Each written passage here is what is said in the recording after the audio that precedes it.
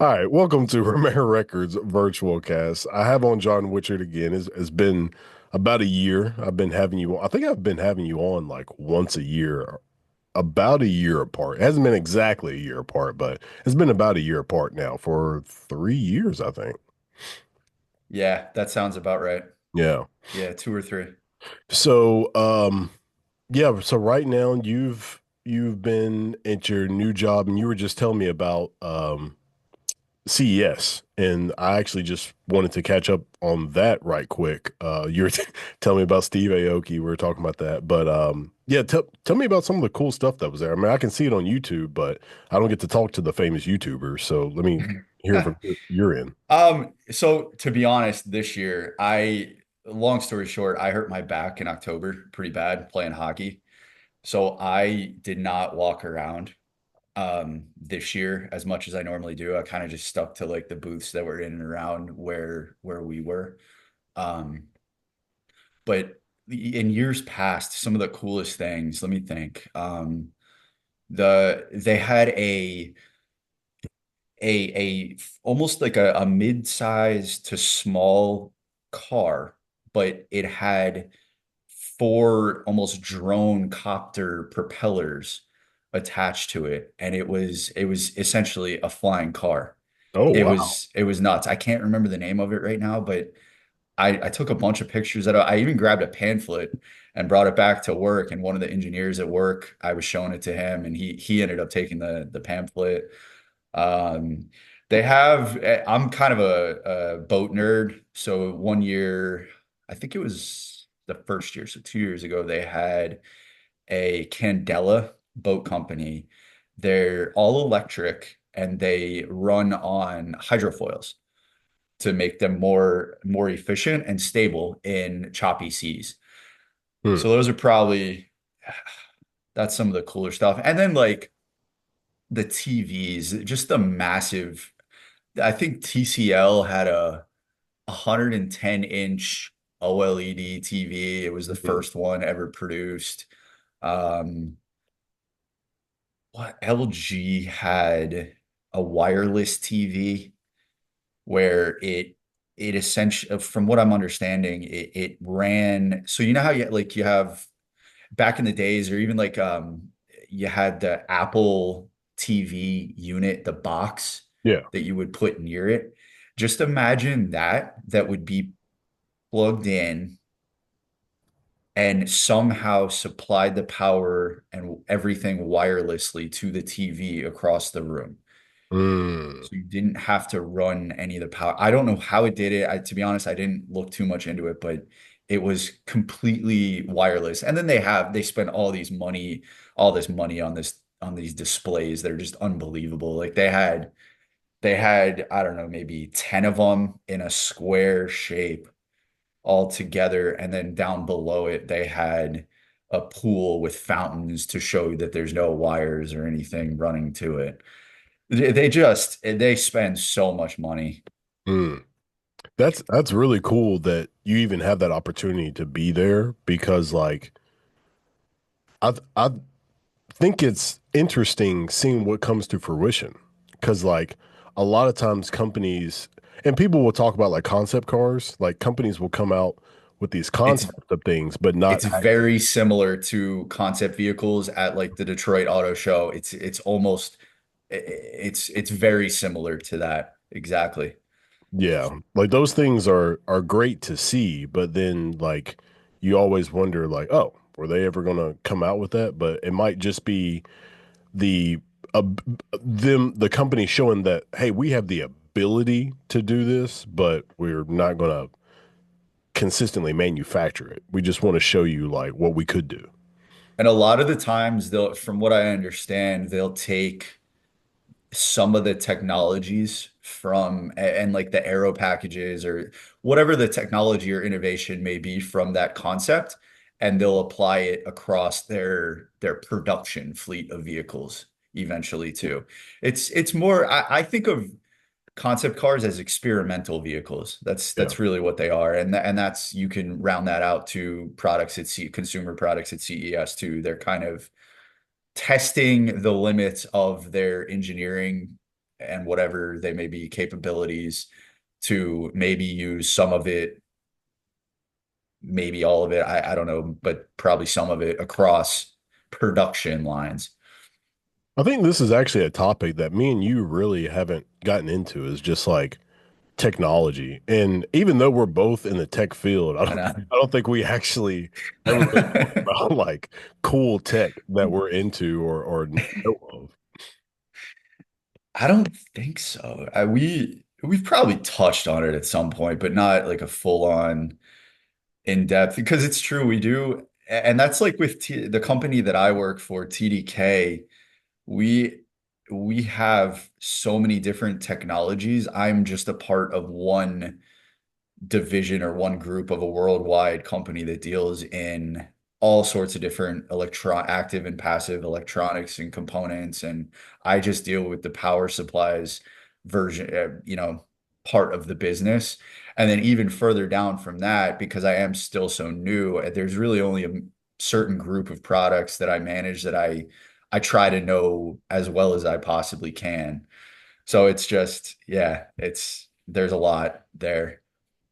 So to catch up on me. Yes, I want to hear. I've been excited about this. So, for everybody who doesn't know, I was working at Owens Corning as a automation controls technician, electrical maintenance technician, whatever. But I in October I joined Agilic Solutions as a product specialist, product manager, as for industrial controls and smart components. So basically, to explain to John and everybody who's listening about my experience, so I interviewed, and when I got the job, or at least when I'm interviewing, like and trying to find out about the job, I actually thought I was like working kind of like on a very, very small team. And by small team, I mean like me and like one or two other people. Like my boss, I interviewed with him, but then I thought it was like maybe one other person that I was going to be working with. But it turns out because they told me there was like, yeah, there's another guy who will be in your position. And I was like, oh, okay. But I don't think they really explained to me that there was a guy for like PLCs, HMI, drive. Yeah, another set of components. Yeah. And so Yeah. when I got to work and like met the rest of the team, I was like, oh, there's a specialist for different things. So we're a distributor for Rockwell Automation specifically. Like my branch in Memphis is a distributor for Rockwell. So like if you need Rockwell parts in the area, like you're going to get it from us. And so as I said, there's a guy who does like PLC and HMI software. There's a guy who does motion. There's a guy who does drives. And then I do like smart components and industrial control. So that's like sensors, switches, safety, all that kind of stuff. Basically, everything that's connected to the PLC, pretty much. Hmm. Well, the transition has been weird because I was so used to being in that manufacturing line and just like, fighting fires, putting the fires out. And now work in this office space and I'm trying to find things to do. Like I'm asking people, hey, do you have anything for me to do? And it's just crazy. And this is why I get excited to tell other people about my transition because it helped me learn that when you're young, you get paid to work on things. Like you get paid to be good at fixing things or be good at making things. And then like when you get older and you get more knowledge, you get paid to make sure somebody knows how to do those things, to like help other people do those things, if that makes sense. Because there's the old saying, those who can't do, teach. And so I think it doesn't directly apply to my job. I'm not teaching anybody to do. I mean, I can teach courses and stuff like that. We can go out to companies and teach them things, but Like lunch, do you guys do what's called lunch and learns? Yeah. yeah, Okay. we can do lunch and learns and teach people, how to wire up a stack light or something like that, or a relay or something like that. But it's mainly me just like suggesting parts to people. And after I quit Owens Corning, one of the corporate, Advising. You're more of an advisor. yeah, after I quit Owens Corning, one of the engineers, like a corporate engineer, had called me and he was like, "You left?" And I was like, "Yeah." And he was asking me where I went, and I told him. And then he was like, "So what are you doing?" He was like, "You doing the same thing?" I was like, "No, um, I'm a product specialist or a product manager. You know, I just advise on like parts and stuff like that." He was like, "Oh, you're an application engineer." And I was like, "What?" And he was like, "Yeah, some people call that application engineers. Basically, you are helping a company apply certain products to their needs." And I was like, To "Oh." whatever their system is. Yeah. I was like, I'd never heard of that one. But he's like, yeah, that's basically what that is. And I was like, oh, okay. But most of those people work for like, are you, so is TDK a distributor? No, we're manufacturer. Okay. So, Yeah, we would sell. So, for example, like we would sell to you. We are. I feel stupid even saying this, but in this example, we are the Rockwell. okay. So Yeah. an application engineer would more or less work for TDK because I see what that guy meant. So, But yeah, we have what's so.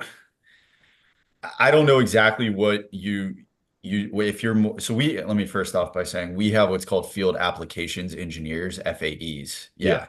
And they're we as a product manager that doesn't have an engineering degree and background. I have a lot of technical experience from, my time in the Coast Guard and then working as, like you did as a technician. We see a lot of we know how things work in the real world and how to fix things and how easy or hard they may be to fix. But the field applications engineer, especially when it comes to power supplies, knows the inner workings of the power supply and how they will fit into the customer's application. I work hand in hand with there's an FAE in the Dallas office. I go to him all the time. So yeah, So, we do have those. We have in our sales and marketing department, we have two of them for low power division of TDK Lambda. okay. So Yeah. I basically am kind of both because I can go to somebody's plant and see their process and they could be like, "Hey, I need this type of sensor." And then I could say, "Okay, I see you have 120 going from here to there, and it looks like you need this many inputs and outputs. I would suggest this." And Yeah. then they would go off of my suggestion. So that's what I do. But I also just am at my desk all day and I can go out if they need me, but like other than that, I don't. So I'm th- kind of this. So I would say for me, because power, power architecture is much more, I would, I don't feel right in saying this, but there's more to it than I would say, how many inputs do you need or things like that. There's actual design requirements. And because I'm not a power engineer, I don't have that education yet. I have to rely upon the FAE. But could I, if I had an electrical engineering degree, could I? Yeah, I could be the one to go out to the customer visit. And I do customer visits because I know enough to what to suggest, or I've gone on customer visits where I already know they're using the product that I manage, and I want to go out to see how they're using it and what I can give back to our factory to improve on the product based upon the feedback from the customer. It's called Voice of Customer, VOC. that's interesting Yeah. because So it's a very I would say it's different in my case because I'm not an electrical engineer by trade, but let's say I was. I, it's very FAE is very interchangeable with product manager, I would say. so I also found out that the other guys that I work with are okay. So one of them, I don't know his actual like background. 'Cause he's an older guy. Like he's probably going to retire within the next few years. I don't know his history as far as like education, but he used to work for Rockwell. Okay. I don't know. I forgot what he said he did for Rockwell, but he might have been a product manager. But he has the same job as me. So he's over industrial controls and smart components. And then another guy I work with, he went to school for like something that has to deal with like electrical engineering. So he knows a good bit about that kind of stuff. And then another guy I work with, and that guy just said he's about my age. He's about 32. Then there's another guy I work with who's over like HMI and PLC software and motion stuff. He's like 24, I think, and he has a mechanical engineering degree. Okay. And there's another female I work with.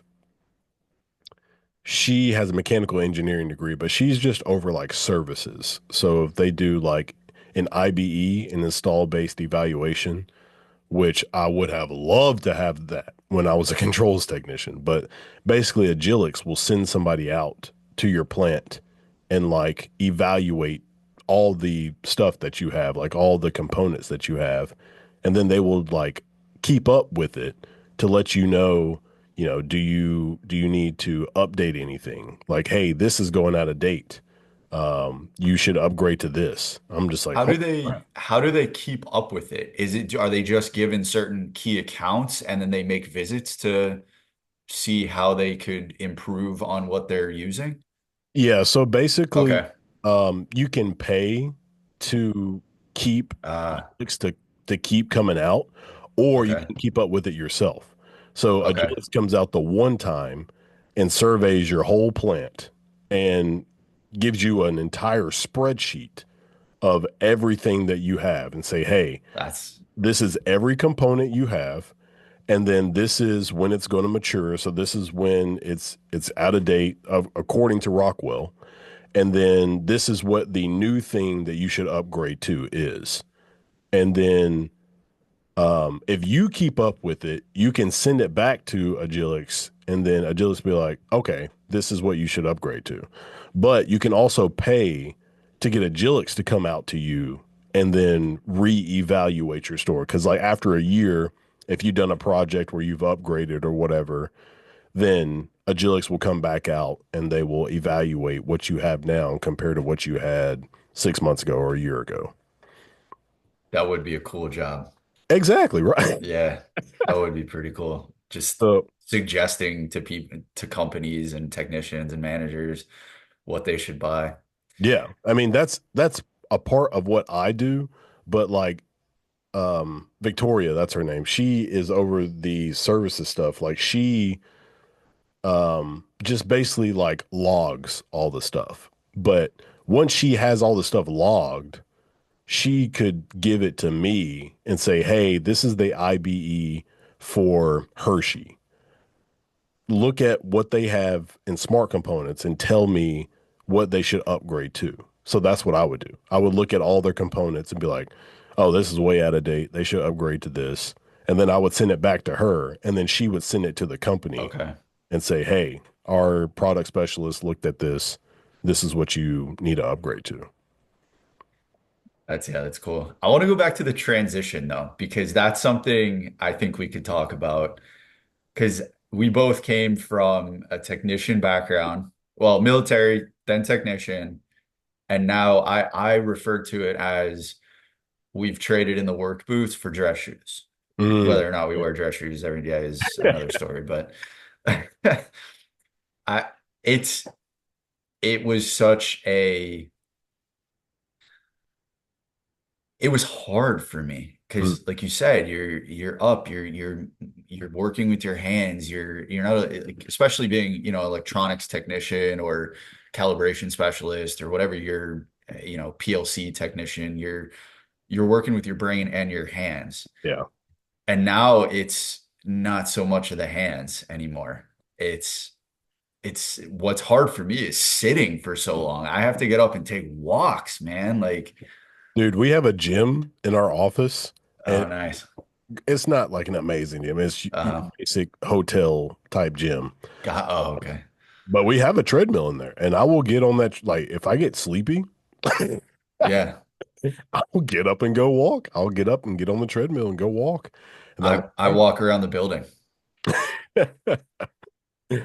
It's something that like what like after the first couple of weeks, I was like, dude, this is crazy. Like I can't believe because so I was telling you about the pay, and Hmm. it's just a little bit less than what I was making at Owens Corning with all the overtime, Hmm. but way more than what I'd be making before the overtime. And I'm working way less hours and still getting paid almost close to the same. And I'm just like, this doesn't feel right. Like, See, I had the same thought, but then there's been a few times in my almost 3 years now where like I've had to work till 9, 10 o'clock at night, or, like there are times where you earn that money. You know what I mean? Like you're you're getting that salary, but that's because you're on the hook if things need to be done, and no yeah. matter what time it is. I mean, so I manage products that are I'm sorry, designed in Israel Mm, and Switzerland. So there's a lot of time difference. And like I don't know if you know, in Israel, their weekend is Friday and Saturday. So mm, there's a lot of times where if something's pressing, I'll answer emails, sometimes take a call on Sundays too. mm. So that's kind of like, if I'm kind of not don't have a whole lot to do on a Monday or Tuesday, I know it may be the following Sunday where I'm having to spend a couple hours and do stuff. So I definitely get the sentiment, but and maybe it won't happen for you. I don't know, but there are times where like, oh, yep, now I'm definitely earning it. Well, the thing for me is like the travel. Like I have to travel, but it's it's just far enough to be annoying, but just close enough to be that I'm happy about it. So like I'm in Memphis and I have to travel to like Grenada, Mississippi, which is like 2 hours away.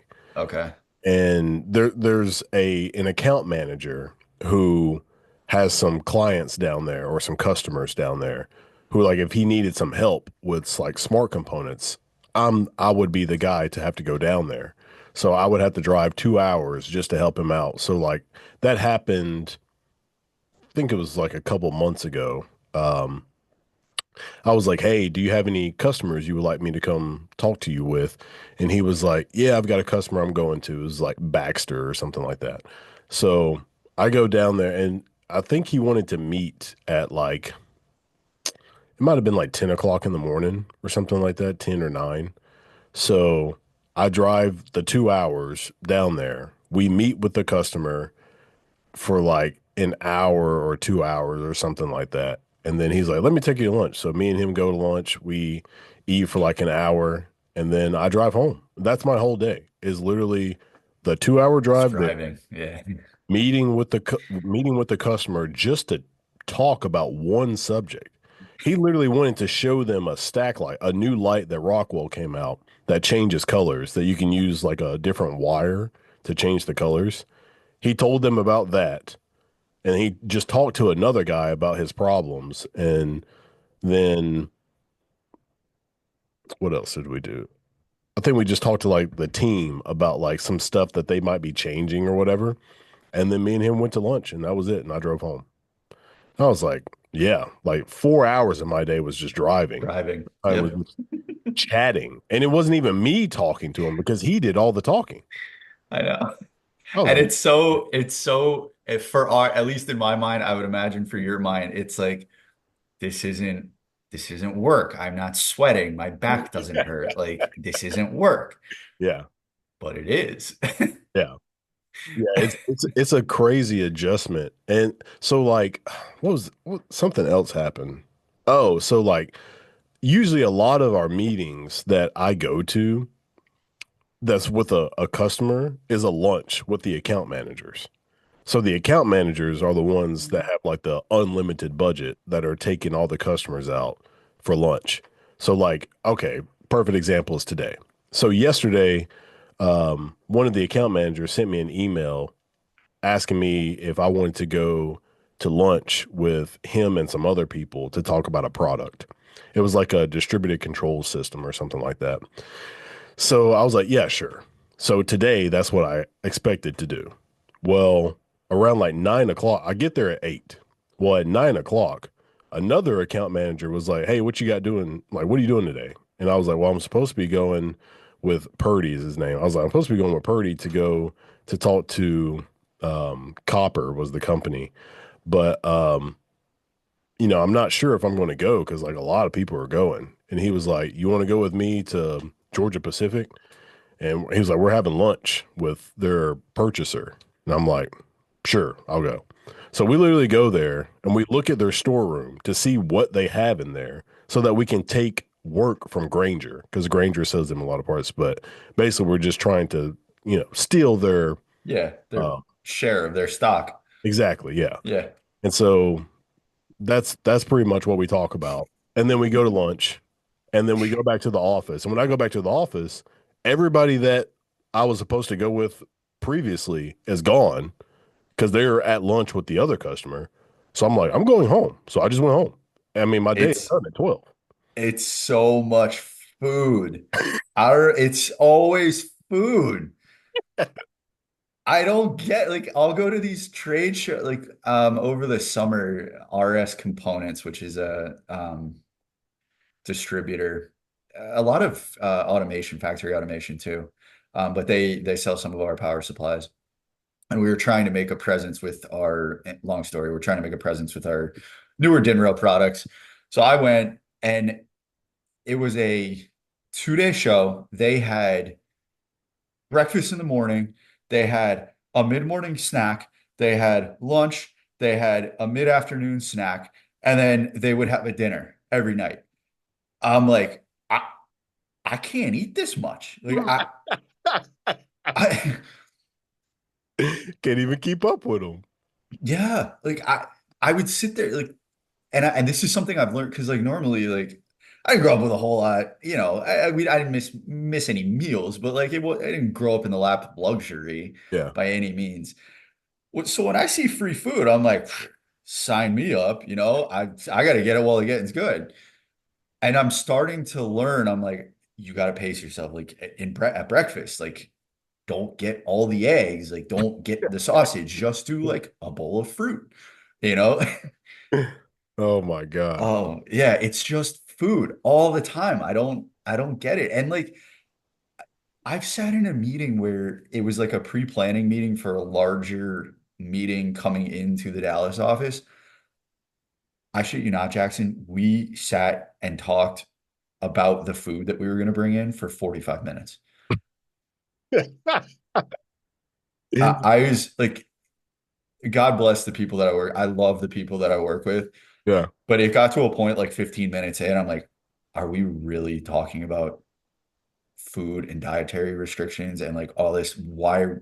I don't understand why we're doing this. Like, if you can't eat the food, don't eat the food. Figure it out. You're an adult.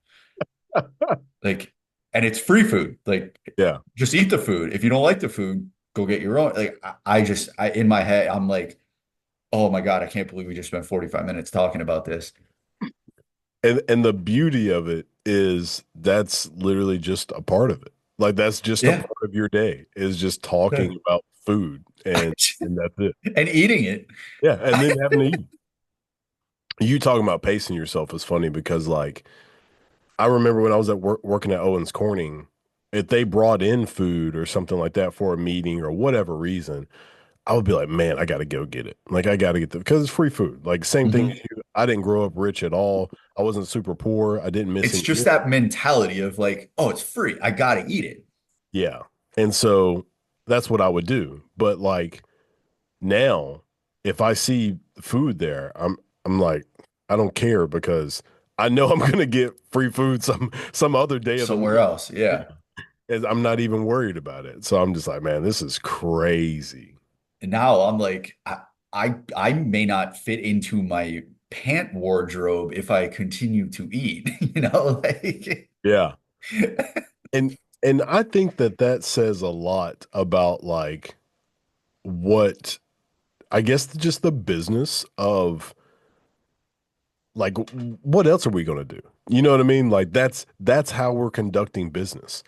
is like exactly. And just you're around. not, and my EVP of sales and marketing broke it down the best. And I'm sure this, I've seen it other places, but when he explained it to me for whatever reason, it clicked. When you take somebody out to dinner, to lunch, you're not buying them dinner, you're buying or lunch, you're buying time. Mm, That's why he was going through his strategy when he goes out to a dinner. He orders appetizers.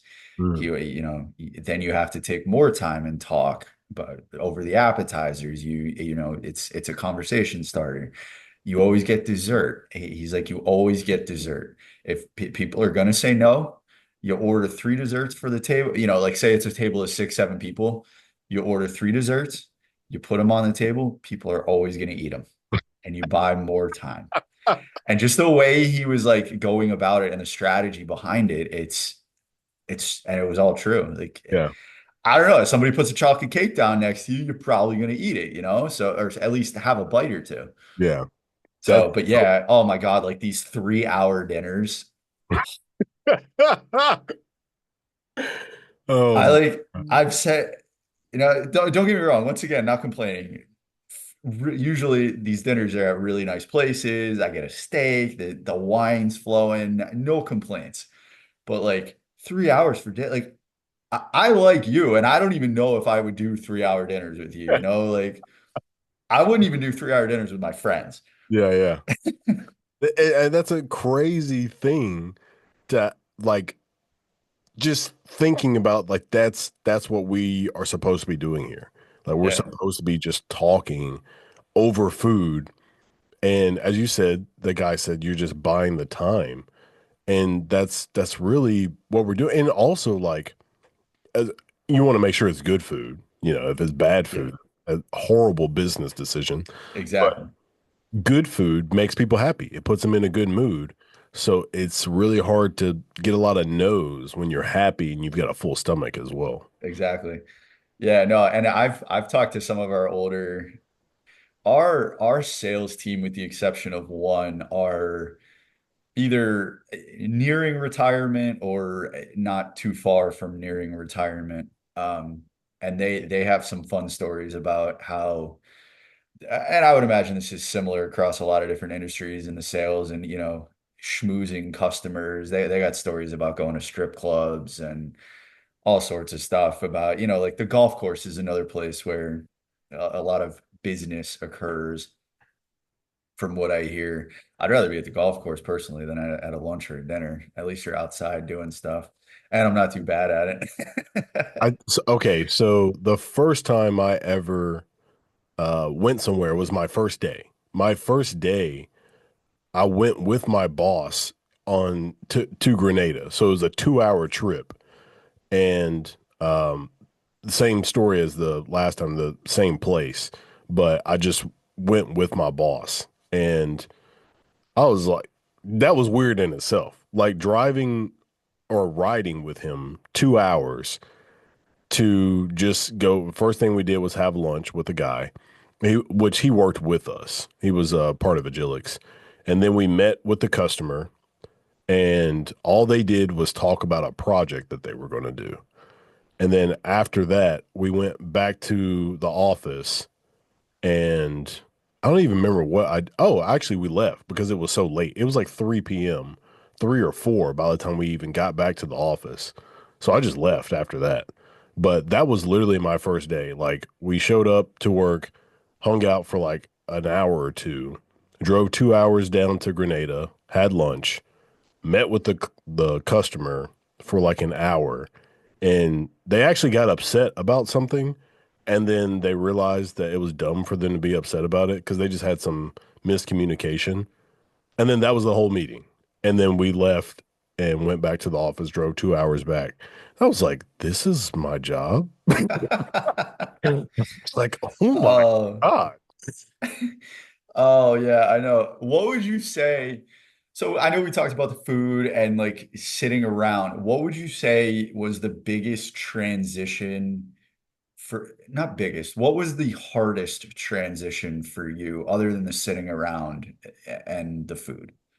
So this is going to sound kind of funny, but like the hardest thing for me to do is to do my job. Like to literally like I always think about football in this aspect of like, and because this was hard for me as a person because I've always been like a jack of all trades. Like I've never been the best at anything, but Yeah. I've always been really good at everything.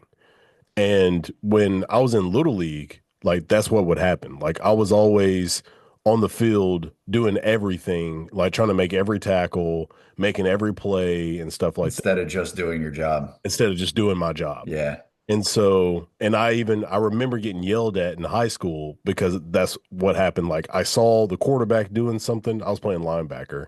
I saw the quarterback doing something. And so I thought they were going to do something. So I tried to like go ahead and make the play. And then I ended up giving up a big play. And the coach got mad at me. Because you were out of position. I was out of position trying to do more than what I was supposed to be doing. And so that's why I try to teach people now is just do your job. Like if somebody tells you to do something, even if you screw up, like while you're like, even if doing your job doesn't turn out right, like at least you did your job. Like you did what somebody told you to do. So that's on them. That's on them for telling you to do that. You did what you were supposed to do. So Mhm. here, like my job is industrial controls and smart components. So sometimes the inside salespeople who are like they literally work inside. So an outside sales, the account manager, inside Mhm. sales, just people who are They inside the process the orders. yeah. Yeah. Okay. So like sometimes they will send out an email asking like, "Hey, I need help with this," and they'll send it to all the product managers. And if that's not your product, then you don't need to answer it. And that was hard for me because I'm like, if they need an answer, like why don't somebody just give them an answer? Like just go look this up, everybody. But no, like I need to just do my job and not somebody else's job. And that's actually difficult for me. So here's another thing that I've realized working in this position too is when you're a technician, like time is of the essence, right? Mhm. And I don't want to say nothing in my job that time is not of the essence, but there have been times when I first started, I would say within the first year and a half, maybe 2 years, now that I'm like in my third year. Well, I would say year and a half. I would say within the last 6 months, I've started to really learn. You can kind of gauge and get a feel for something, and whether that be a a salesperson needing something or whatever it may be, you can kind of get a gauge, or at least I can now, sort of, that if you act on it too soon, you may have to recant and come back from what you were doing.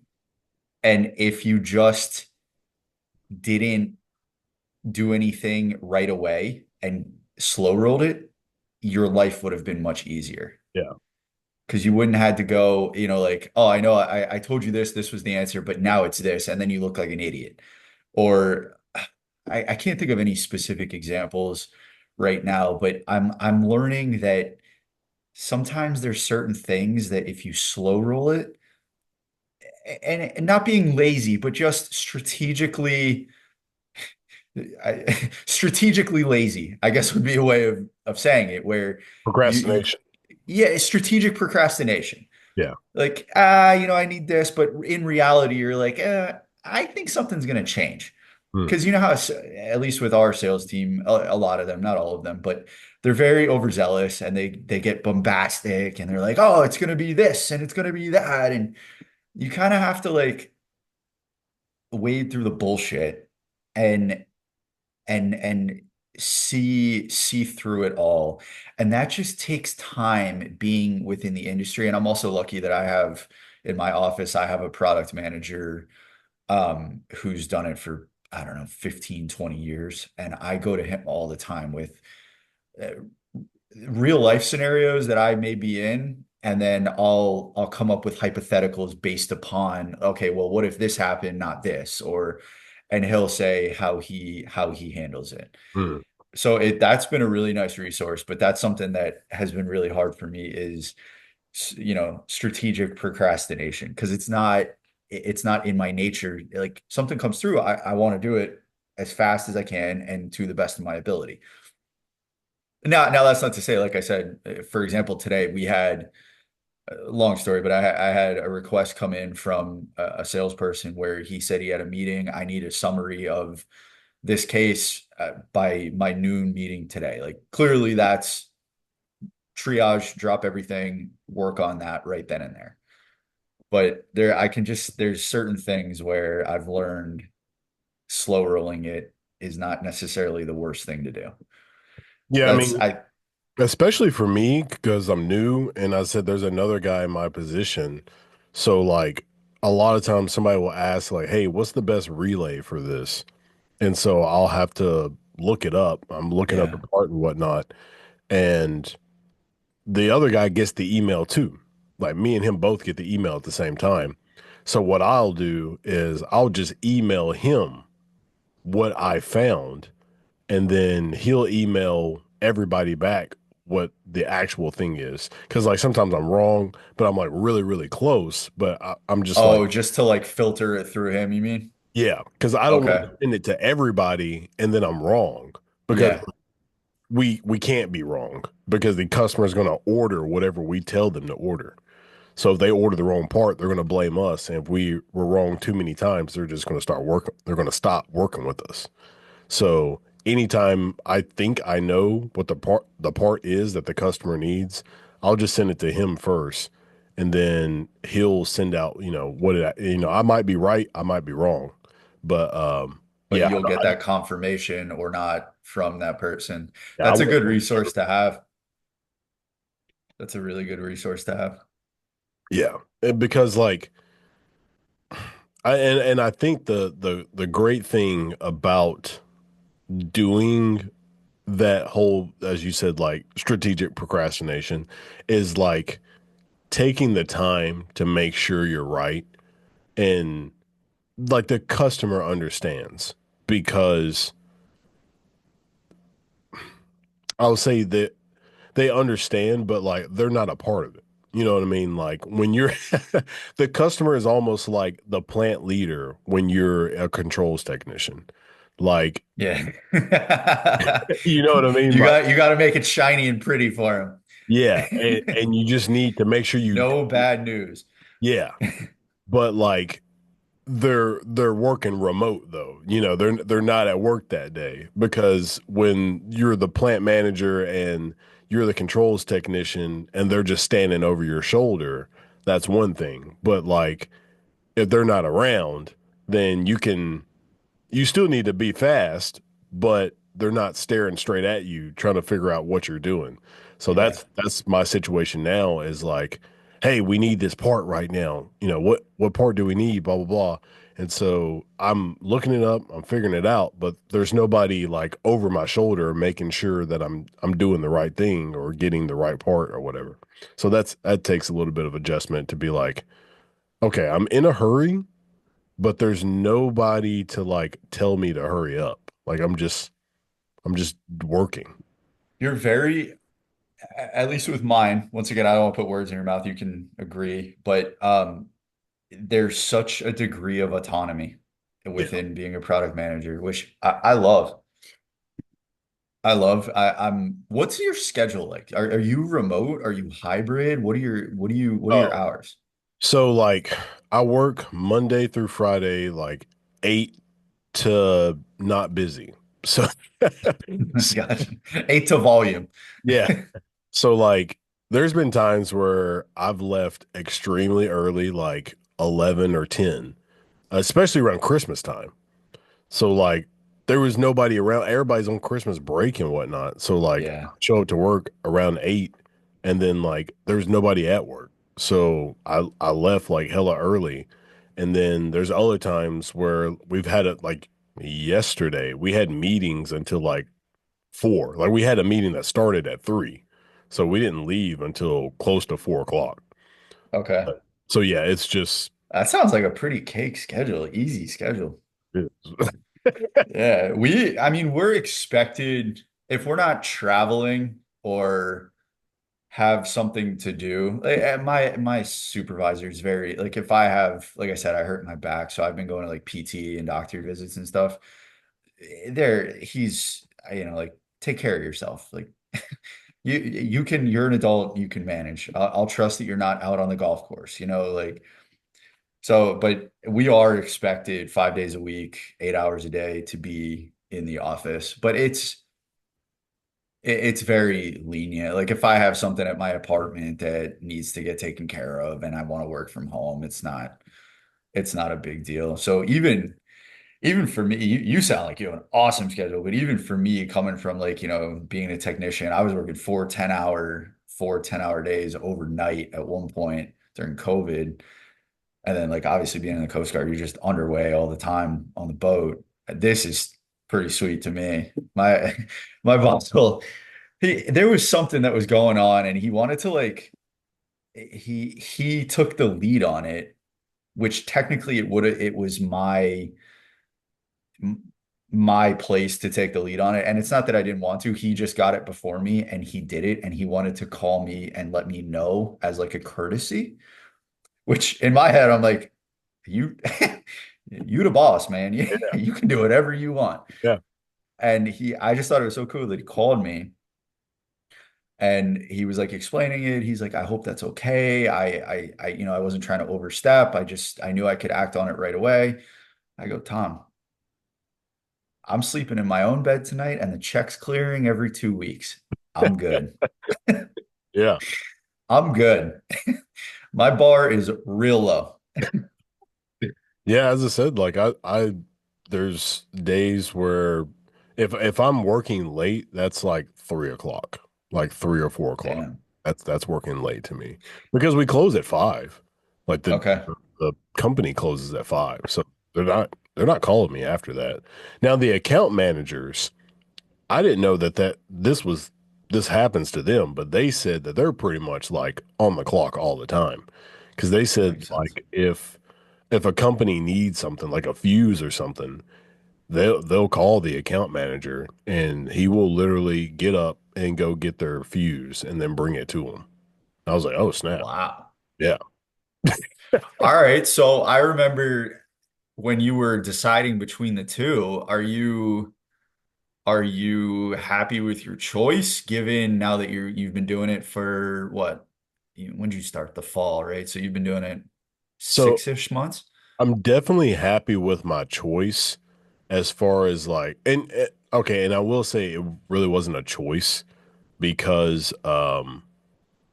Well, that's true. Because yeah, yeah, yeah. yeah, but I'm happy that I got the position over the account manager because one, I think I needed to learn a lot before I was able to do an account manager position. But also now that I see what they do, I might not be happy with the accounts. So like I found out that some of the account managers deal mainly with like contractors, and then other account managers deal with like system integrators, OEMs, or like manufacturing facilities, like an Owens Corning or whatever. Okay. So it's cool talking to you because like you knew all the AAM companies as well. So Yeah, like let's see, there's like the ability to work with like everything, which is an account manager. So like you have to deal with all kinds of parts. But me, I deal with smart components and industrial controls, and that's it. Like I don't have to deal with PLCs. I don't have to deal with HMIs, drives, none of that stuff. I just deal with my stuff.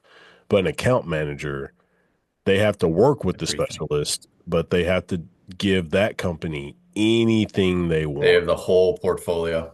the entire portfolio. Yeah. And it's not even just Rockwell stuff. It's literally Multiple lines. Yeah. anything that that company has, you have to be able to give it to them. And granted, you usually don't do everything because somebody else, like a Granger or a Fastenal or somebody else is inside that plant giving them what they need. But Okay. anything that we are supplying, that's what they're responsible for. Now, I think based upon one of the stories you told previously, part of the account manager position is to try and take like market share from a company from a Granger or a Fastenal, right? Yeah. Okay.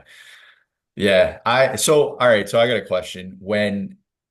Because we talked, I believe we talked and then we texted a few times or a bunch of times about when you were taking that position. I was trying to give you insight on what product management would be. Because I was only speaking from what I knew my position to be, because I haven't been a product manager other than where I have been now. Yeah. The information I gave you, did it fall in line with what your job has entailed so far? I would say, yeah, 100%. Yeah. Okay. Yeah. Because I think it's pretty much across the board. And I was on like YouTube looking at what product managers do, and the people were kind of vague. So I was like, this helps, but not really. But you can't really tell a product manager what to do or like how it's going to be because you don't work in their industry. So unless you Exactly. work, It's industry specific. That's what I'm finding out. yeah. So like, there's this girl. She's an Asian girl who is a YouTuber, pretty popular for being a product manager. And I was What's her wondering, name? I can't No, think. no, no, no free ads, but what's Yeah, her yeah. name? I can't think of her name, but like I watched a lot of her videos and Okay. she was talking about like I think she worked for like Google or somebody Yeah. and she was talking about how much money she makes there and like what the job day-to-day life was like. And but she's still I feel like I still didn't know exactly what she does, but it's kind of broad. Like it's kind of It like, is. I help. Well, so that I think that's a big difference is like when she worked at Google, she's working for the company that makes the product. And that's what you Which do would at be, yeah, TDK. But like for me, I'm working for the company that I'm working for a distributor. So yeah. we don't They make. don't make the products. Yeah. Do you guys do like value added stuff?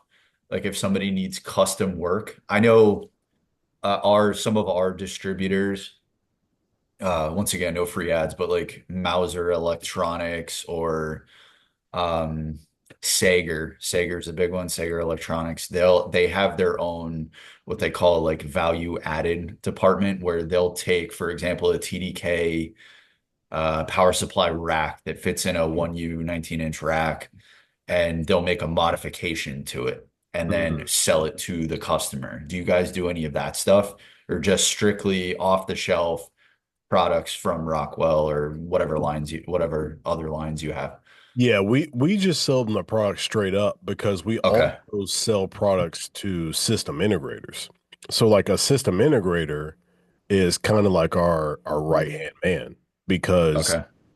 they're going to be the ones to go into the plant and like do a project. So like if a Hmm. company like an Owens Corning or whoever, if they're making like a new line, let's say they have a whole new line that they're adding, like conveyors and belts and all kinds of stuff that they have to add, a system integrator would be the company that they would hire to do all that stuff.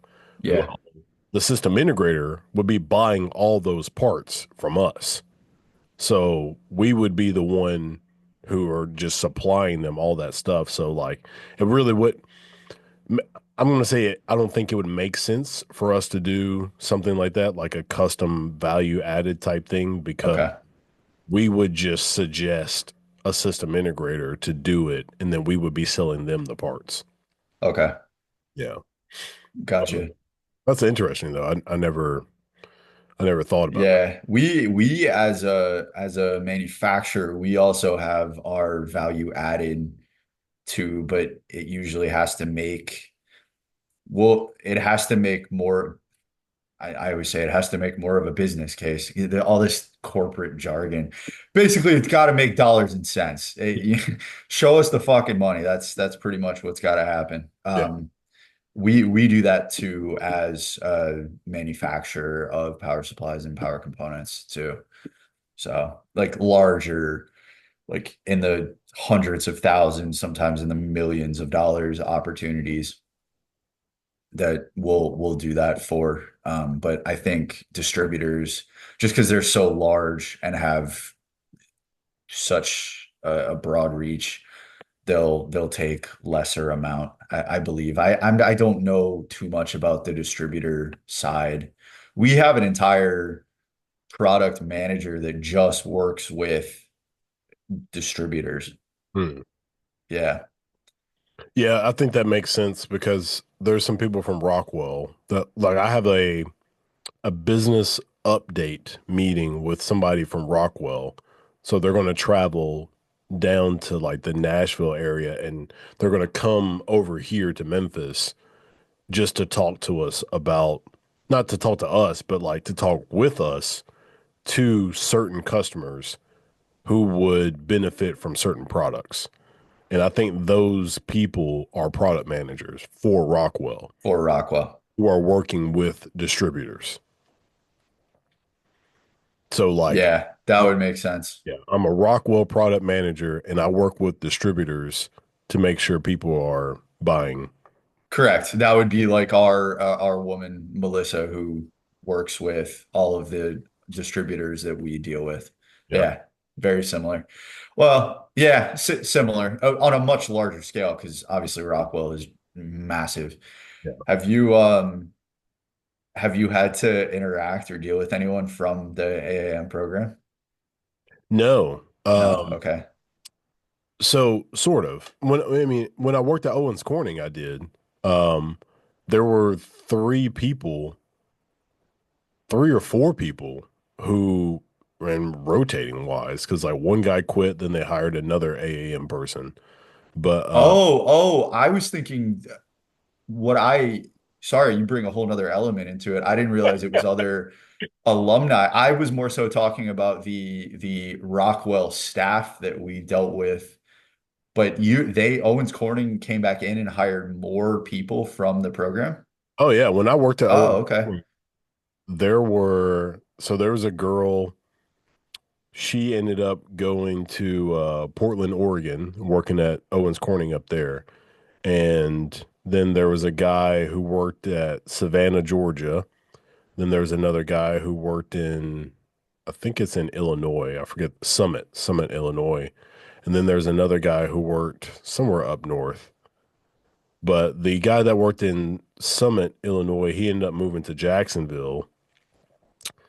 And then there was another guy who To ended, work at Owens Corning in Jacksonville. yeah, yeah. And then Oh, there was okay. another guy who worked at Savannah. So that's two in Savannah, one in Illinois who moved to Jacksonville, and then one in, I think, Indiana, and then one in Oregon, and then me. So that's at least six people who Wow. went to the program that ended up working for Owens Corning. But let's see, two of them quit, one of them got fired, and the girl I got, want to ask so bad what they got fired for, but I don't oh, want to air anyone's dirty no, no, laundry. it's a good story. So, That's exactly what I wanted to know. so this guy, he's really cool. He's a cool guy. His name is Jeremy, but sorry if Jeremy watches this and he hates me telling the story, but anyway, so he ended up just asking me like, what he came to Memphis one time. And Okay. this was when I was kind of new. I think I'd been there for maybe a year, maybe less. And I was just telling him like what I was doing. And then he was like, "So what do you do all day?" And I was telling him, and he was like, "Oh, I don't do any of that." I was like, "What do you do?" He was like, "Dude, I don't leave my office. I told them, don't call me for anything unless it's controls related." I was like, "What?" He was like, "Yeah." He was like, He's it was, laying the law down. dude. And the thing was, he could because when he got there to Savannah, they ended up firing the maintenance manager and the plant leader. So he didn't have a boss. Like he was like the highest ranking person there. So he was like, and he was already like kind of a bossier person. So he Okay. like assumed the role of like maintenance supervisor and was just telling everybody what to do. He was like, "Yeah, my guys know better than to come in late without giving me food." I was like, "What?" How old was this guy? He's like my age. Okay. All right. He's like 30 or younger. Okay. But Oh, that's hilarious. So yeah, what do you get canned for? that Oh, okay. they All said that right. he was just a little too much for everybody, and he was talking about how he was working from home a lot, like he just wouldn't come to work, and he was still getting paid, and he was getting a boatload of money, and they I think they just ended up because they ended up hiring a new plant leader, new maintenance manager, stuff like that, And and they just got rid of yeah, they just got rid of him. But I was like, dude, he was living the life. him for a little while. How Oh, long was he man. doing that for?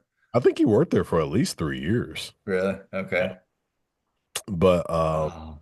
yeah, so that was Jeremy, and then yeah, the one guy had moved to Jacksonville. He ended up quitting because I think it was just like family problems or something like that. That was the reason why. I think they said they moved him because his girlfriend wanted to move.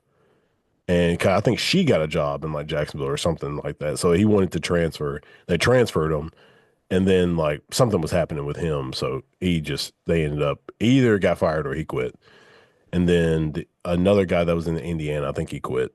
The girl actually very like headstrong on like what she wants to do. So she was the elect tech in Portland.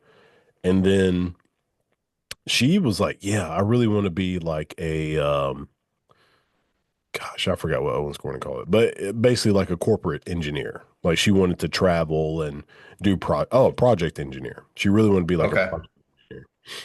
And she did it. Like she told me one day, and like a year later, capital engineer. That's what it was.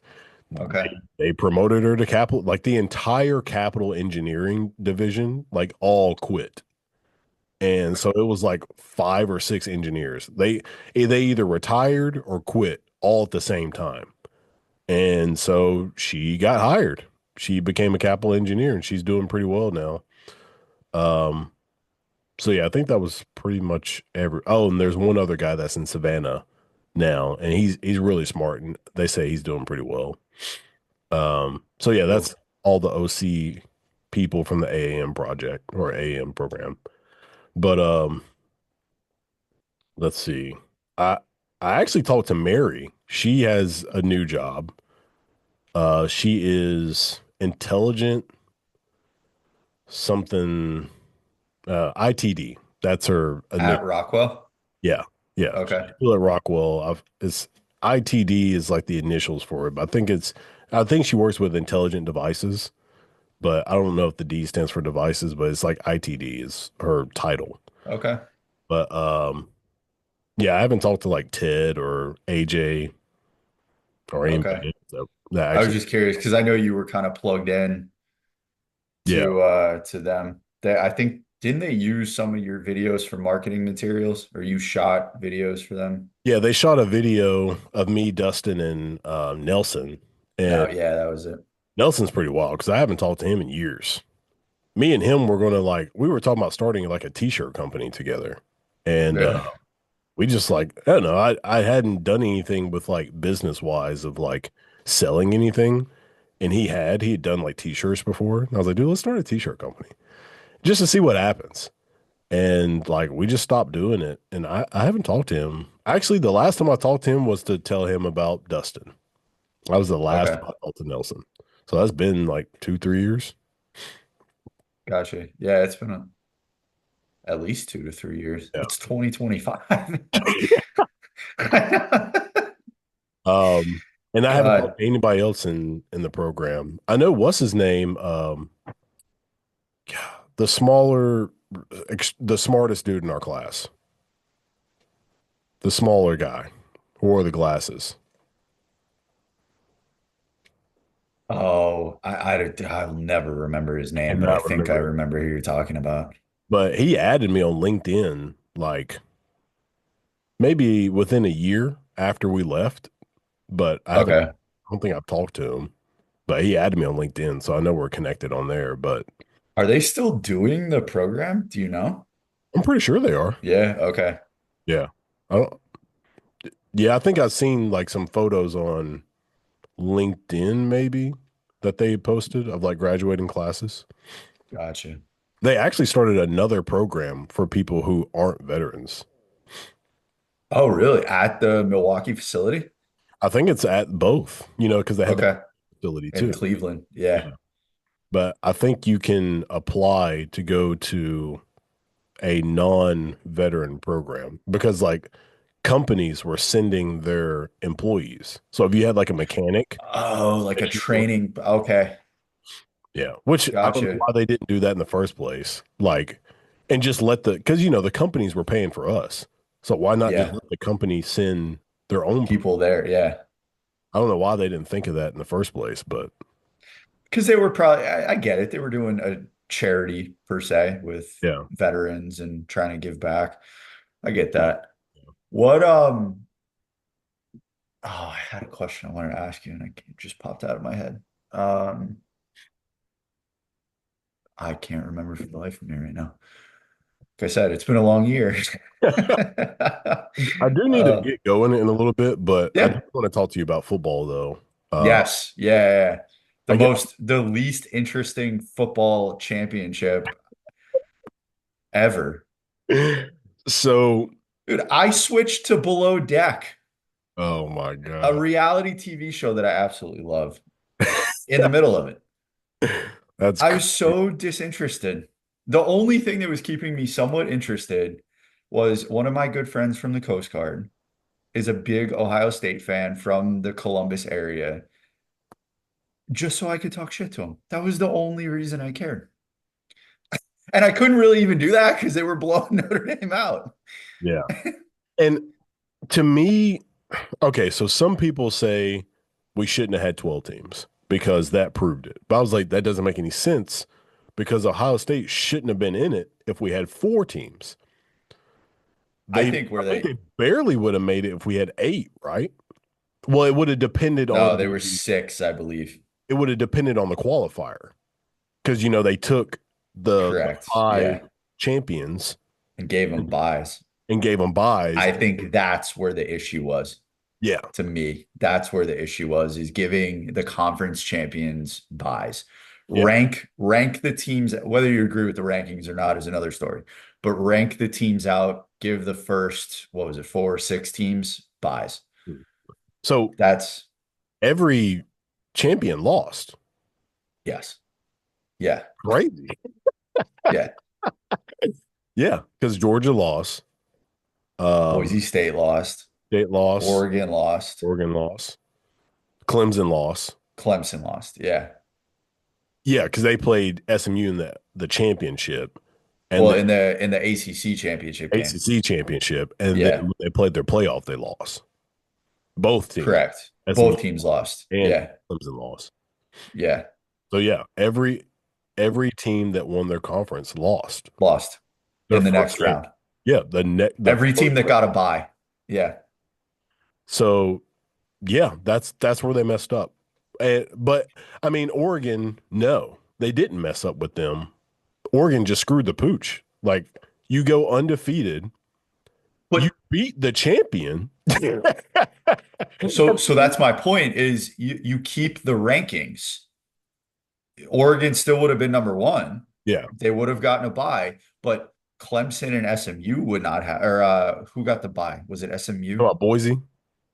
or Boise. Boise? Yeah, Boise got the bye. They would have maybe been ranked seven, whatever it was. They would have been outside looking into the buys Yeah. if you just straight ranked them. I think the problem with, I guess, a lot of people's scenario is that Ohio State and Notre Dame were in the championship because they were lower ranked in the playoff. So I think that throws a twist, which is it's a good twist. It's the underdog story. But Ohio State, the problem with them is that talent wise, we thought they were the best team. They had the most talent out of any team in college football, They but had the they most on the lost. payroll. Yeah, that they had the highest bank account out of any Yeah. team, Which but doesn't necessarily mean talent. correct. We see that in the Yeah. NFL, Yeah. but they lost two games. They lost to Michigan and Oregon. Fire Ryan Day, remember? Fire Ryan. Get him out of here. He can't beat Michigan. He can't beat the team up north. What is he Uh, doing? Then goes on to win the championship. yep. What happened? And they didn't just win, they blew Blew everybody him out. out. Everybody. Yep. And I was like, Ohio State, what are you doing? Like, what happened after you lost to Michigan? Doesn't They make wanted sense. to run. Yeah, I think there must have been somebody came in. I don't know whether it was Ryan Day or whomever. Who's the linebacker? Jack Sawyer. Yeah, He Jack seemed like the Doyer. heart and soul of the team. Like, and maybe he came in and just started chucking Gatorade coolers and like Dude was went. crying when Michigan planted the flag. He was throwing All a right. What's your thought on flag planting? Not to love switch it. massive subjects. I love it too. I love it too. They're talking about outlawing it and barring it. If you Fuck don't want them doing that. it, Let stop. them. You don't want them doing it. It goes back to my. I love obviously Miami. It goes back to the U movies where you don't like us dancing in the end zone. Don't let us in. Don't let us in. Yep. You don't want to lose, or I'm sorry, you don't want the other team's flag planted at your center field. Don't lose. Yeah. I mean, and I'm all for the fight afterwards. Like, I loved it. if you Although, did somebody you planting the see? flag, stop them. Did, let him go. Let him have a go. I love it. Exactly. Let him have a go. Set him up one by one at center field. Let him go. Oklahoma drills at center field. Oh my god. What Oh, CTE, right? Fuck it. Put the Guardian cap on him. Let him go. oh my god. Yeah, I mean, football has gotten absolutely, college football has gotten absolutely hilarious with NIL and Oh yeah. because I they just they don't know what to do. And it's almost like no, watching they're making it up COVID. as they go. It's like watching COVID in sports. It's like, Trust the science. oh, we know what we're doing. Here's the plan. And then we watch you execute the plan. We're like, what? We gave you time to plan. This is what you came up with? And you gave us one-way grocery aisles. You gave us a 12 team playoff where the number 8 seed wins the championship? Who lost After losing to Michigan? after losing two games? Jesus, Mary and Joe. I mean, and Oh, they say that's what they wanted, right? They say, oh, we gave the little guy a chance. We gave Boise State and SMU yeah. a chance. Yeah, the little guy, They Ohio lost. State. The little guy. Ohio State. Oh God. Oh man. I know. It really is. It's like I forget where I heard this analogy about basically what the NIL and college football is, right? Basically anybody who like finally gets the chance to do something and they have not a fucking clue what they're doing. It's like when the dog that chases the car finally catches the car.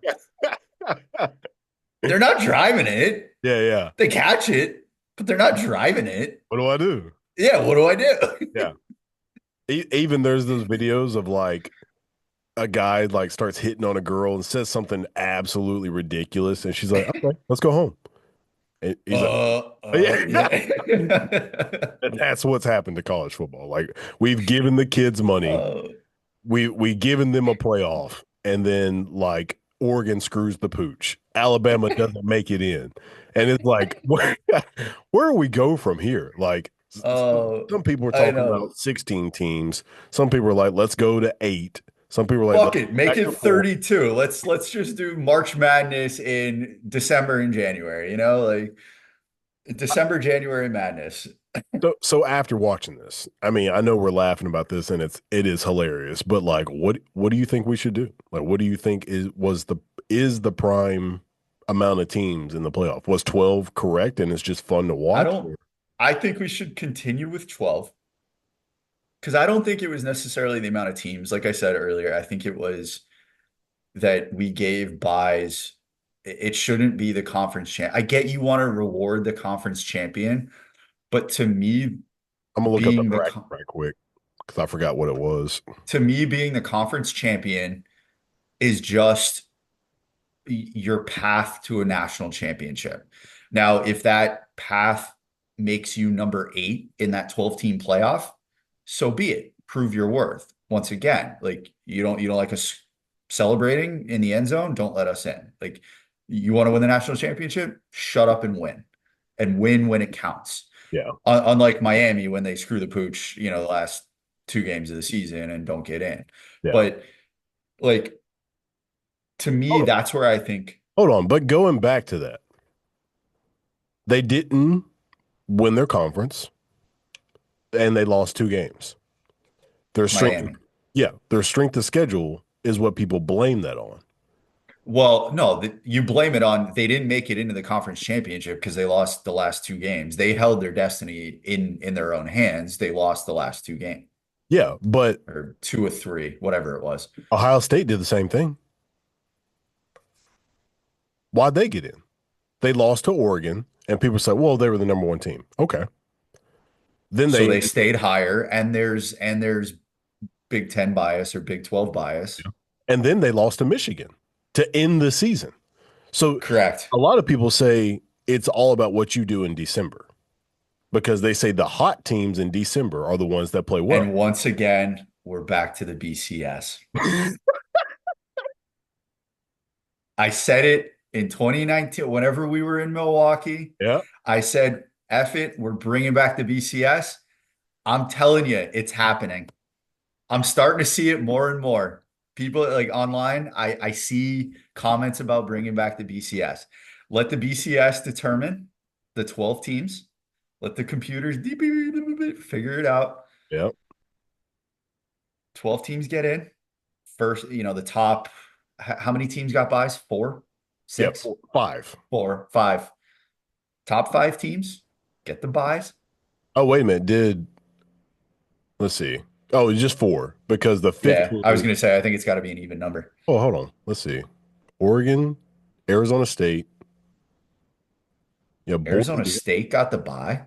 Yeah, Oh, because they yeah, won the because they conference. won Big 12. Oh, yeah, it was 4. Georgia, Oregon, Boise State, and Arizona State. Clemson had to play Texas first round. Yeah. So 4 teams. Let the top 4 teams get the bye, regardless of the conference champion. Let the top 4 teams get the bye and play the 12 teams. I haven't seen any evidence that 12 teams was the wrong decision. Hmm. I have seen a lot of evidence that the conference champions get the bye. Now that I'm looking at the bracket, absolutely insane that Clemson basically got the automatic qualifier for winning their conference, and their reward was being the number 12 seed and playing Texas, But the they had how many 5 seed. losses? I think they had 3 losses on the year, 3. Yeah. either 2 or 3. I believe it was I believe it was 3. It was 3 because they had Yeah, four total, which the fourth was to Texas. which to Texas. Yeah. But that's because once again, that goes back to your show it in December. Yeah, And one of Clemson's losses was the first game of the season to Georgia. to Georgia, Yeah. which was a relative. I had going into the season, I said on the first week, my upset watch was Georgia playing Florida. Mm, I'm sorry, Georgia playing Clemson. okay. That was my upset watch. And if you watch the first half of that game, it was very close. Georgia ended up pulling away in the Yeah. second half, but it was very close. Yeah. And Yeah, I just, yeah, that's I think was basically Georgia was like watching a phenomenal player play hurt. It was like, oh, you got potential. You can't do everything that you're supposed to be doing. That was Georgia all year. Like Carson Beck has all the talent in the world, but he was throwing interception after intercept. Like the dude had like nine or 10 picks in 4 games okay. at the end of the year. And it's like, dude, that's beginning of the year type things. I mean, I think he threw like 2 or 3 in the Bama game. And then It he was a threw, beast too. And then he yeah. got hurt. And then he threw more picks toward the end of the year. He threw an Yeah. insane amount of interceptions, but they were still slinging the rock though. They had a lot of he was throwing for like 300 and something yards. Well, and I believe, don't they have a young receiving core too? Not making excuses for Beck's They had like somewhat questionable play, but they had like 4 receivers that got kicked off the team. oh, did they really? Their top 4 receivers got kicked off the team. Oh yeah, one of them was a Miami transfer. I can't remember his name. Yes, you're right. He got arrested or did something. I think No two of them bueno. got arrested, and well, maybe all 4 of them got arrested. I'm not sure, but they had like because people were making jokes about the Yeah. only thing that could stop Georgia is like the police or like speed. Their top line was in orange jumpsuits. Yeah. Yeah. So like, yeah, I'm pretty sure their top 4 receivers on the team got kicked off the team. So they were playing with scrubs the rest of the year, which Yeah. scrubs are all 4 and 5 star players. Yeah, but they're still not used to well, I assume we're not used to the college game and the Correct. speed because that it comes up from high school. But yeah, I don't know. I hope he figures it out because now he's on Miami. Yeah. Yeah. And I Uh, mean, it's it's just amazing. I think this year showed people. I think last year did too, like with Michigan having so many seniors on their team and how they dominated with having so many seniors. But like this year as well showed how roster matters. Like not so much as in like, do you have the best players, but like depth. what have those guys done already and how good are they? I think depth matters too Yeah. Like your because roster from top to bottom. now they're playing 14 games. If you win the championship, you're playing what, 14, 15 games? Yeah. What's Ohio State's record? Ohio State was 14-2, so 16 games. 16 games. Yeah. That that's huge to Yeah. have depth in that. Because I mean, it's a part of the sport. You're gonna have injuries. To have the depth, that's huge. Yeah. That's insane. 16 games. That's what, two away from an NFL schedule? Yeah. I hadn't even thought about that aspect yet. It's two away from an NFL full season schedule. Yeah. I thought about that when they just went to the playoff in general because I was like, shoot, you used to just finish your championship game at And then play. 13, and then Yeah. game 14 was the national championship. Yeah. And then when they went to the playoff, I was like, well, crap, you play the conference, and then you got to go play a playoff game, and then you got to go play the championship. And then they were like, Yeah. 12 teams. I'm like, so you got to play your conference championship, hope you get the bye, and then now you got to play 3 other games? A lot of games. Some of these. What do you think the fix is? Is it expanding teams, shrinking the teams? Is it different buys? What do you think it is? So to me, since Ohio State won it, I think that solidifies the 12-team playoff. Okay. Sort of. And I say sort of because Ohio State was number 8.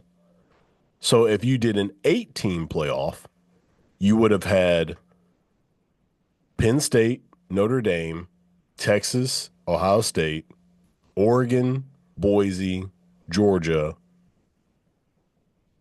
Arizona State. That would have been your 8-team playoff. Now, Would it have been those teams because of the automatic qualifiers? You know, we probably wouldn't have put Boise as number three. And who else? Probably wouldn't have put Arizona State at number four. So they might not have even been in. I don't know if they would have put Ohio State at eight. I mean, they did. So yeah, technically, yeah, they would have. They would have been in the top eight because they ranked them as eight. Yeah, so they would have been in the top eight. But I like eight because we are getting a deeper field, and we just saw eight win the championship. Like number eight won the championship. So that tells you there's value at number eight. And some teams just screw the pooch during the middle, like, or not in the middle of the season, but at the end of the season. You just mess up sometimes, and Yeah. especially in a rivalry game. Like, if we want to not kill a team, move the rivalry game to not the last game of the season. That would really mess some people up. If they're like, hey, let's not play the rivalry game the last game of the season because anything could happen. But to me, that's what makes the game beautiful is anything can happen. And if you really want to be the best team or you really want to win the championship, because I think arguably the best team doesn't always win the championship, is the best team that night. We've Yeah, seen, you could definitely make a case for that. yeah, The best team at the beginning of the season isn't necessarily the best team winning the championship, yeah. for sure. Because I mean, we've seen Ohio State arguably should have beat Georgia, and then Marvin Harrison Jr. got hurt. And after Marvin Harrison Jr. got hurt, Georgia went on a run and ended up beating Ohio State in that championship game. Yeah. And Alabama was beating or was had yeah, I think they were beating Georgia in the championship. And then Jamison Williams got hurt. And John Mechie was already hurt. He got hurt the first game of that playoff, I think. I don't think he wasn't hurt in the Auburn game. But or I think he got hurt in the championship game, the conference championship game. But yeah, Bama lost their top two receivers and then ended up losing to Georgia the national championship. So injuries, they happen. This So is why that's why I said depth. yeah, if you don't Depth is have the huge. depth, and NIL is destroying depth because the kids who don't play, who are fourth string on the depth chart, third string on the depth chart, they're leaving. Even second string, even the starters. We've got starters. Carson Beck's leaving. What am I talking about? Yeah. We've got people who should be on the team for a long period of time are leaving, and it's destroying depth. And if you're a coach, it's like, what am I supposed to do? I can't just sign a random kid at any time. I have to wait in the transfer portal. Yeah. If all my quarterbacks leave during the middle of the season, what am I going to do? I can't just go sign a Didn't kid. that happen to Marshall? Yeah, that happened to them. Yeah. Yeah. They couldn't even play in the bowl game. They didn't play their bowl game because half the team left. Yeah. They went in the Left transfer or portal. transferred or whatever it was. Yeah. So like what is a coach supposed to do? The dog driving the vehicle. It's exactly what's going on. It's it's gonna get wild. I harken back to like our conversation, one of the first podcasts we did where we talked about uh Tate, not can't remember his name. He was at Ohio State, then went to Miami. He was on that high school football show. I can't remember his name. I'm trying to White remember. mobile It was Tate. quarterback. His last name was Tate, Yeah, but all I can think about is Golden Tate right now, but I know that's not it. um, yeah, but I know what you're talking about. I'm gonna look him up. It's you just I remember talking about this with you about how if they go to Martell. what's his name? Tate Martell. Martell, that's it. Yeah. Who was a complete dud from what I know. I mean, he went to Miami and then transferred to somewhere in Nevada and then didn't do anything. Yeah, he went to UNLV. Yeah. Yeah. Yeah. And then I don't think he did anything Yeah, after. Yeah. It's just, I said it's going to be chaos. And I am all in favor of anarchy and chaos because it's just entertaining. Yeah. But yeah, it's like the dog catching the vehicle. They have no idea. It's not like the money's gonna get smaller. It's not Yeah. gonna get less, you know? It's only going up. Like, Oh my God. I mean, to me, that's my thought on it is it ain't getting smaller. This isn't getting better. It's only gonna get more outrageous. I mean, I think Arch Manning was making like a few million to sit on the bench. This year, yeah. I think it was like him, Livy Dunn, and Shador, I believe, were like the top three in NIL money. I may be forgetting somebody, but I believe that was the top three. Yeah. What's his name started climbing? Travis Yeah, Hunter. Travis started to climb Yeah. up there, but I think you're right. I think it was Arch, I think Livy, and Shador were like the top for the sure. top three in NIL. Yeah. I don't know. It's just gonna get I, I mean, pretty soon, what all right, here's a fun one. What's the most outrageous request you can see in the next 5 years a kid wanting from a college to come and play, not just money? Because I think it's going to come outside of money. They're going to want like equity stake in the dowry for the educate for the university. Like they're going to want asinine things. Yeah, I saw one player wanted all his NIL money in Bitcoin. I don't think that that's crazy. I think that's actually pretty smart because Well, it could be. Yeah. I mean, you look at there was some NFL player who took his salary in Bitcoin 7 years ago and he looks like a yeah, genius now. yeah. Like I can't think of like what's the most outrageous. It's gonna get outrageous. Like I saw one of the Florida players like wanted a certain amount of playing time and to be on the field on every third down because he played linebacker or something I like saw, that. I saw that one. I Yeah, saw I don't know if that's true or not, but I don't see it being untrue. Like where yeah. some of these helicopter parents that think their kid is the next Joe Montana or whatever, like I can only imagine how insane it's gonna get. I would expect a player to request playing time, for sure. Maybe cars and a house. That's Uh, already well, cars has definitely already happened. I yeah. don't know about a house. Uh, Maybe rentals, like they get it. I want to deal with VRBO oh and yeah, I have a sweet vacation rental. yeah. Yeah. I Uh, just think it's gonna be I'm trying to think of something else that either I've heard or would just make sense, but I do think that I think I the want a player, reserved booth in the strip club every time I go. you know what's crazy is I haven't heard a player say something that would only make sense. Like I want like a box suite for my parents or something at every home game. Like that would Yeah, just that's make true. sense. Yeah. Like how did nobody ask for that? Yeah. I Like want season tickets for all 4 years. Four season tickets for that's all 4 years I'm there, 5 years, whatever it may be. like Yeah, I've never heard of that. some players were probably already getting that. Like nobody, I've never heard anybody ask for that. But like, yeah, box suites, like seats for Yeah. your family or something. Like Or I would bet a school bill. Yeah, sure, done. a new trend that I've seen is I think it started with Otani, and then I know there's been a few hockey players that play in California, New York, high tax states.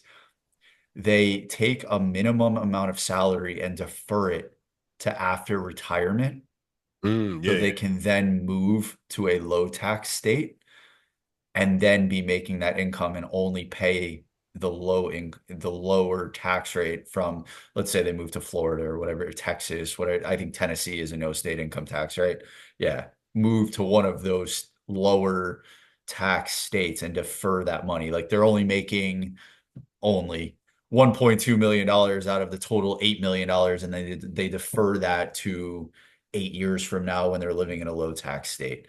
I Mm. wonder if some of these kids are going to get smart with the money. Like for example, a kid that goes to Ohio State, a state that has an income tax, are they going to be smart with it? Because do you really need $1 million when you're in college? No. Probably not. Probably not. That goes back to like, oh, have you heard or listened to any of Johnny Manziel's podcast? I haven't listened to his podcast, but I did see that documentary though.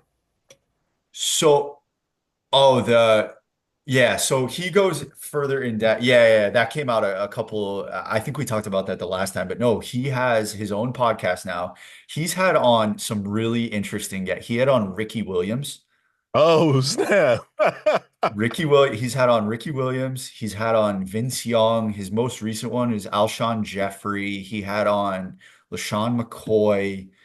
He's had on some very interesting they're very interesting conversations. I highly recommend it. But he was recently on Shannon Sharp Club Shay Shay Hmm. podcast. 2.5 hours, I believe it was. I was thoroughly entertained the entire time. The conversation was unbelievable listening to how he speaks now. But Yeah. anyway, my point of saying that was one of Shannon Sharp's question to him was, what do you think if you were playing right now? What do you think you would have made in NIL deals? And you can see him kind of like sit back and think. He takes a second. He goes, 10 mil.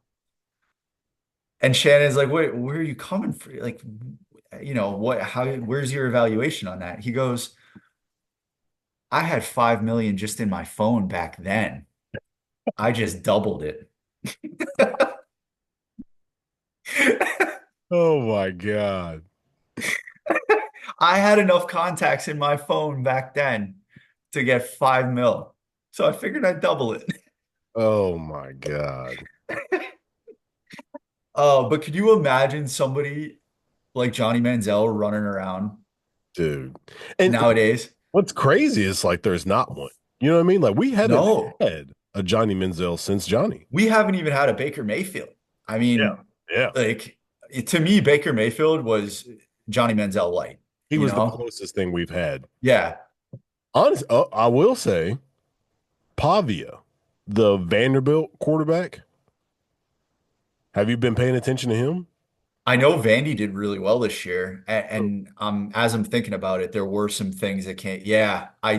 He What played explain? at, I think he played at like New Mexico or New Mexico State. I forgot which one, but they had like a really good season. Like they beat Auburn last year, and he transferred to Vanderbilt, and they ended up having a decent season. Uh, Yeah.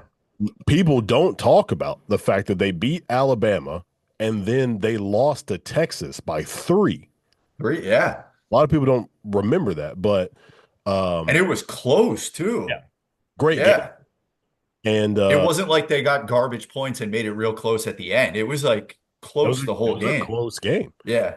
But he said that Johnny Manziel was like his idol. And then Really? after he beat Bama, after Vanderbilt beat Bama, like Johnny Manziel called him up and like they had like a talk and like you can I think they like talked about it on Sports Center. Like he was able to talk to Johnny and stuff like that. And he was like, "Oh, this is crazy." Like I looked at Yeah. you and then Johnny was congratulating him for beating Bama and because Johnny got famous when he beat Bama and whatnot. Yep. And I was like, dude, this is a crazy moment for both of them because there Yeah. is a special thing that they both beat Bama. They both kind of have that swagger. Like Pavia actually sued the NCAA, and I don't think he won it, but they gave him another year of eligibility. And because they made Because of the JUCO thing? yeah, that's it. He was the one. That's how I know his name. He started it. Yes. Okay. He sued them for something, and but I don't think he won the lawsuit, but he did get another year of eligibility Okay. because they allowed JUCO players to get another that it basically doesn't count. Their JUCO year. Yeah. It doesn't count towards their 4-year Yeah, educate or 4-year playing time. Yeah.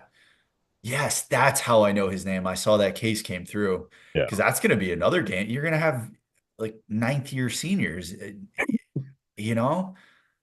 That's exactly. Yeah. Yeah. It's crazy. You're going to have guys that are like 30 years old playing college football. was like the dude from Miami, that tight from end. Miami. Yeah, but that was redshirt injury. I'm not talking like any sort of special circumstance, Yeah, COVID, redshirt injury. You're gonna have just like just cause. I played 9 years, Yeah, and now with NIL, they have incentive to do it because yeah, they're gonna make more money. yeah more money. I mean, I was looking at the analysis of Carson Beck. I think he's making in the neighborhood of 4 million going to Miami. Hmm. May have been maybe more. Last I saw was 4 million, but Okay, he was only going to make 800,000 to 1 million where they were projecting him in the draft going to the NFL. I And saw. now he's going to Miami, being with his girlfriend, one of the Cavender twins, Yeah, and it being the stud, in theory, the stud of Miami. I I don't saw blame him. Travis Hunter found out how much Carson Beck was making. He was like, "Bruh, I might Yeah. stay." I might stay. Yeah, I saw that. I was like, "Oh my God!" Imagine. it- So there's Telling some you, dog catching the vehicle. It's not getting better. something that I am kind of upset about is like these amazing players that play on teams that aren't that great. I just wish we could have saw Travis Hunter on like Ohio State.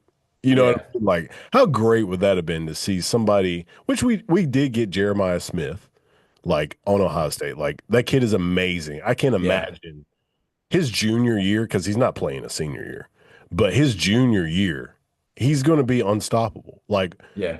I don't think I have seen a player that unstoppable other than Devontae Smith. Devontae Smith, when he played in the Ohio State game, the national championship against Ohio State, I mean, it was the national championship game. It's supposed to be the best versus best. He had 3 touchdowns and like 100, he had more than 150 yards in the first half.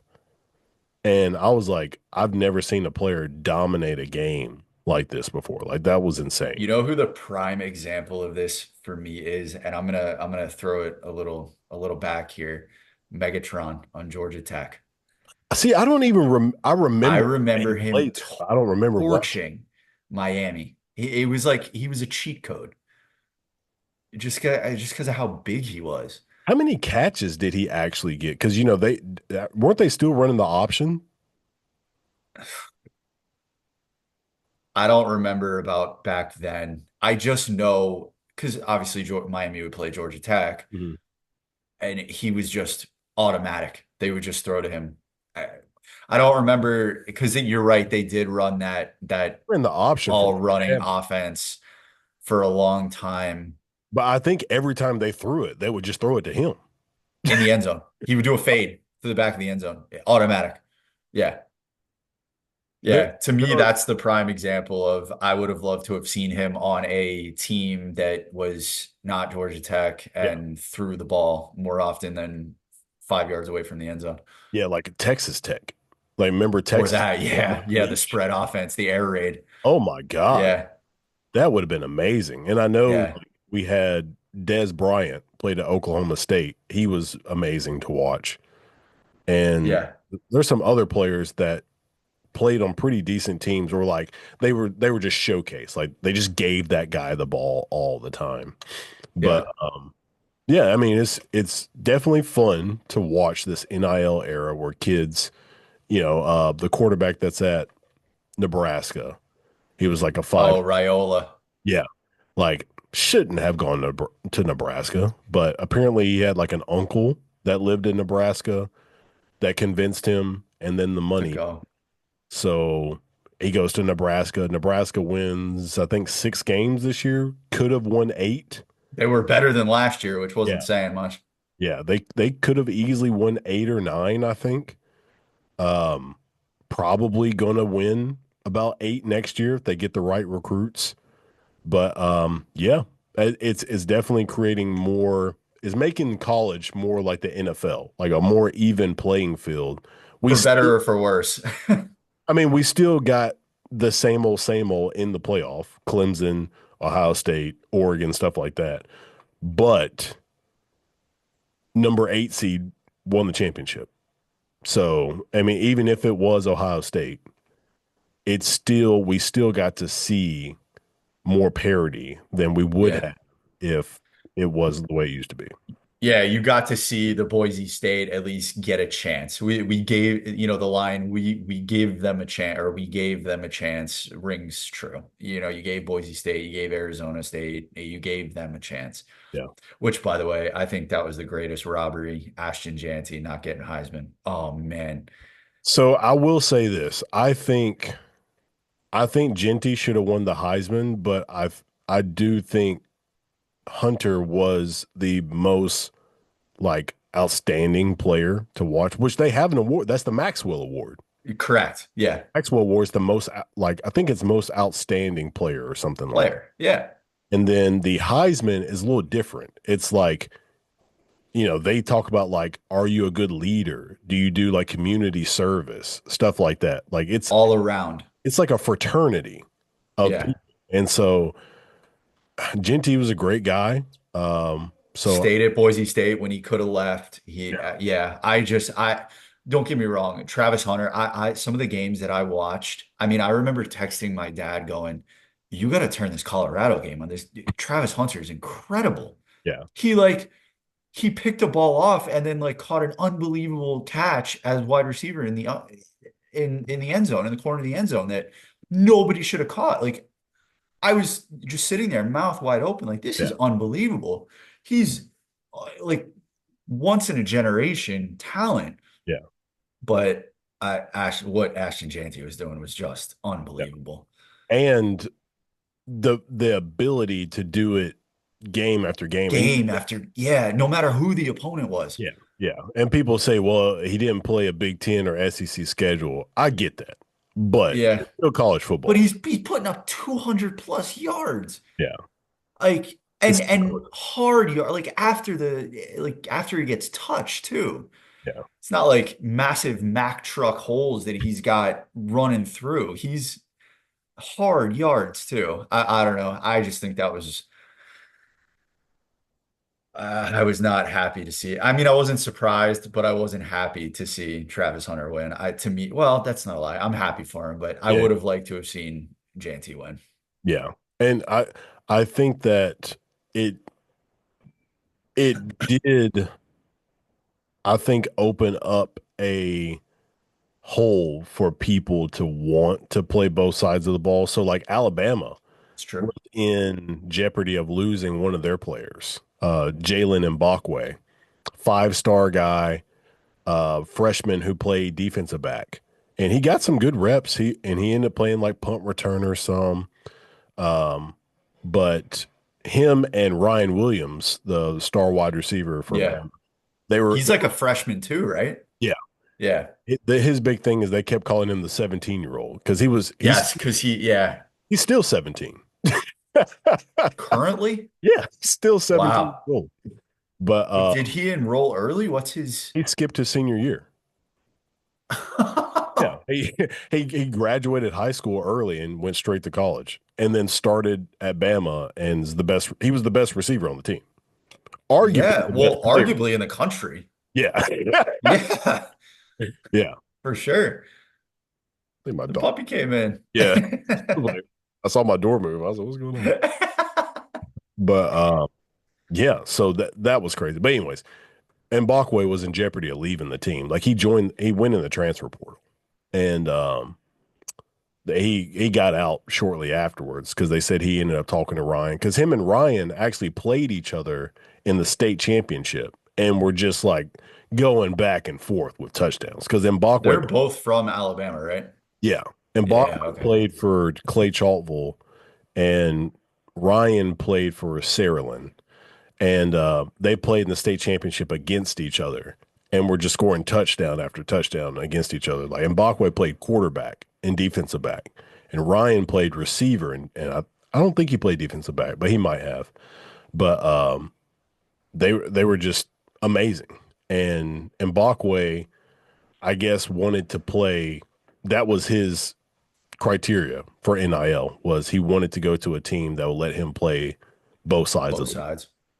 And so during the Bama's bowl game, against Michigan, he played receiver. He didn't even play defensive back because Bama only had I think 4 or 5 receivers during the bowl game because they had 5 or 4 receivers transfer. That's a good point. It does open up, yeah, especially with NIL and the requests, and now, yeah. Which I mean, let talent shine, you know? Like Hey, if you can play saving both sides, saving the school a scholarship. that's true too. Double duty. Thrifty. They're getting thrifty. Yeah. All right. Uh I actually have to go. I was supposed to be on the radio yeah. with one of my friends. Oh So shit. I have to Go. drive downtown. But this has been amazing, dude. Yeah. Thank I you want for to know more about the music, what's going on with that too. So we'll have to catch up again. okay. Yeah, that's what I'm going to go do is an Okay. artist I've been working with is on the radio tonight, so I have to jet out and get on the radio with him. But Go. I'll catch you up with that. But thank you for everybody for tuning in. And see you next time.